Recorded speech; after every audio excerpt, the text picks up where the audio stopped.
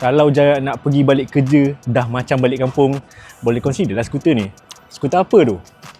Aviator Vanguard 250 SE. Enjin yang skuter ni gunakan sangat sesuai kalau nak long distance. Enjin apa tu?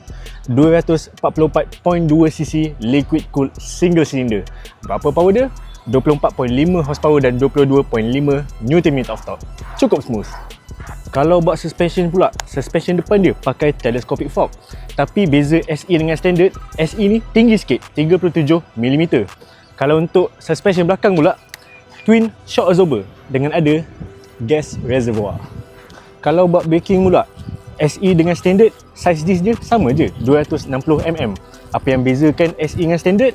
Yang SE pakai 4 piston caliper untuk depan dan untuk belakang 2 piston caliper.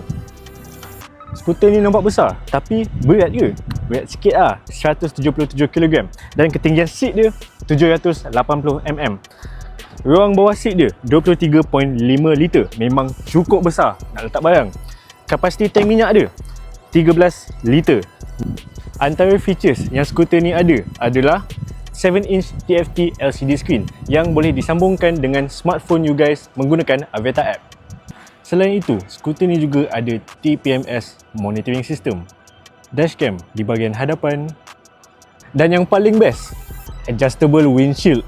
Pakai butang je bos. Jadi kalau you guys kerja long distance, nak skuter yang laju dan selesa, boleh consider lah skuter ni. Ingat motor, ingat motorbike.